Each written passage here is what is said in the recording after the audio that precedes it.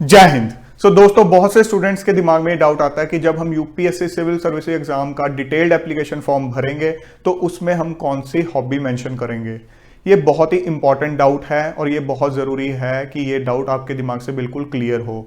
ये critical point है जिसको बहुत से स्टूडेंट्स लाइटली ले लेते हैं। जब अपना फॉर्म भरेंगे तो कुछ भी जो मन में आएगा लिख देंगे, या कोई ऐसी सी एक्टिविटी लिख देंगे जो वो थोड़ी बहुत करते हैं, जस्ट उनको एक ओवरव्यू पता है, उस एक्टिविटी का डिटेल्ड नॉलेज नहीं है बट उसमें मेंशन कर देंगे।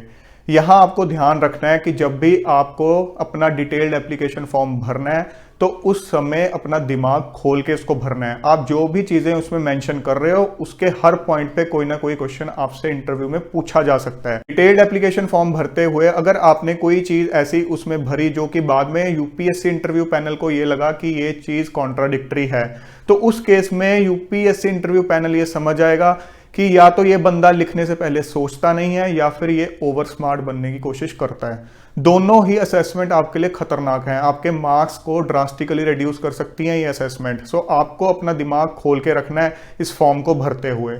सबसे पहले आपको हॉबी का मतलब समझना होगा। हॉबी क्या चीज है? हॉबी एक ऐसी एक्टिविटी होती है जो कि आप ऑलमोस्ट रेगुलर बेसिस पे या वेरी ऑफन करते हो और उसको करते हुए आप इंजॉयमेंट फील करते हो, आप रिफ्रेश्ड फील करते हो, दुनिया से टूट के उस एक्टिविटी को करते हो। ये एक ऐसी एक्टिविटी होती है जो आप किसी बाउंडेशन में नहीं करते हो, अपनी मन मर्जी से करते हो, आप फ्रीडम फील करते हो इसको करते हुए। हर इंसान के लाइफ में ऐसी एक्टिविटी होती है। पहली जरूरत है आपको असेस करने की कि आपकी लाइफ में ऐसी कौन कौन सी एक्टिविटीज हैं। एक भी हो सकती है, मल्टीपल भी हो सकती हैं, बट उसके बाद आपको यह भी असेस करना है कि क्या ये एक्टिविटी ऐसी है जिसको सिर्फ करने के अलावा मैं इसके रिगार्डिंग नॉलेज गेन करना भी पसंद करता हूं। क्या अगर इस हॉबी से रिलेटेड मुझे अगर टेक्निकल चीजें पढ़नी पड़ी तो वो मैं इंटरेस्ट से पढ़ पाऊंगा, उसको इंटरव्यू पॉइंट ऑफ व्यू से मैं प्रिपेयर कर पाऊंगा या नहीं। ये चीज समझनी बहुत जरूरी है। एक एग्जाम्पल के साथ हम समझ लेते हैं। बहुत से लोगों को नेचर के साथ टाइम स्पेंड करना अच्छा लगता है, तो हो सकता है वो अपनी हॉबी लिख दें spending time with the nature.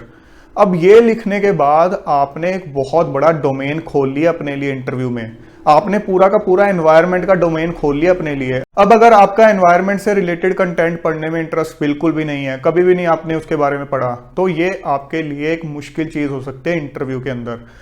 आपको असेस करना पड़ेगा। स्टूडेंट्स इस टाइप की हॉबीज लिख देते हैं like watching birds, watching movies. इससे रिलेटेड भी आपसे कोर टेक्निकल क्वेश्चंस पूछे जा सकते हैं, आपकी नॉलेज असेस की जा सकती है। बेसिकली यूपीएससी आपसे एक्सपेक्ट क्या कर रहा है? यूपीएससी आपसे ये एक्सपेक्ट कर रहा है कि अगर कोई आपकी लाइफ में ऐसी एक्टिविटी है जो कि आप ऑलमोस्ट रेगुलर बेसिस पे करते हो, पूरे इंटरेस्ट के साथ करते हो, तो क्या आप ये भी इंटरेस्ट रखते हो कि मैं उससे रिलेटेड उसकी पास्ट हिस्ट्री, उसकी प्रेजेंट डेवलपमेंट, उसके रिगार्डिंग जो टेक्निकल नॉलेज है वो भी गेन करूं। ये चीज होनी किसी भी इंसान में बहुत जरूरी है। यूपीएससी इसलिए ये चीज जानना चाहता है कि कल जब आप एक गवर्नमेंट सीट पे बैठे होगे, गवर्नमेंट जॉब में होगे, तो जब आप अपना दिन रात एक ही तरह का काम कर रहे होगे तो उससे रिलेटेड काम में आप डीप जाओगे या नहीं जाओगे, या ऊपर ऊपर से ही करोगे? क्या आप पॉलिसीज में, रूल्स में डीप जाओगे? कोई भी डिसीजन लोगे उससे रिलेटेड उसकी पास्ट हिस्ट्री पहले एनालाइज करोगे, प्रेजेंट में उस आपके एक्शन के क्या क्या कॉन्सिक्वेंसेज हो सकते हैं उन चीजों को एनालाइज करोगे, इन डेप्थ जाओगे? इस तरह की चीजें आपकी एक हैबिट का पार्ट है या नहीं है? ये चीजें वो आपकी हॉबी से रिलेट करके असेस कर लेंगे। आपको बड़ा ध्यान देना है अपनी हॉबी भरते हुए।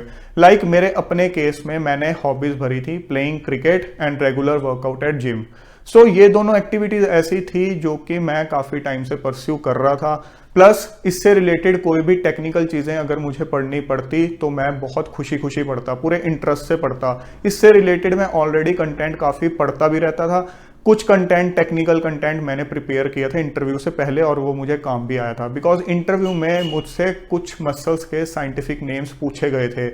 एरोबिक और एनारोबिक एक्सरसाइजेस में डिफरेंस पूछा गया था। आप समझ सकते हो कि ये कहना कि ठीक है मैं रेगुलर बेसिस पे एक्सरसाइज करता हूँ, जिम जाने का मैं शौकीन हूँ, बट मुझे टेक्निकल चीजें नहीं पता, तो वो एक नेगेटिव पॉइंट हो सकता है। कुछ स्टूडेंट्स के माइंड में ये चीज भी आ सकती है कि जो मेरी हॉबी है उससे related knowledge UPSC interview panel में किसी को नहीं होगी, क्योंकि मेरी हॉबी एक बहुत ही रेयर एक्टिविटी है।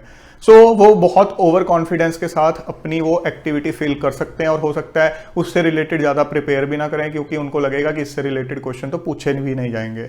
ऐसा नहीं है। आपको इस चीज का ध्यान रखना होगा कि यूपीएससी इंटरव्यू पैनल को चाहे उस चीज की नॉलेज हो या ना हो, वो आपकी पर्सनैलिटी चेक कर रहे हैं। उन्होंने आपके हाव भाव से ही आइडिया लगा लेना है कि आपको कितनी नॉलेज है। आपके कॉन्फिडेंस लेवल को देख के ही वो समझ जाएंगे।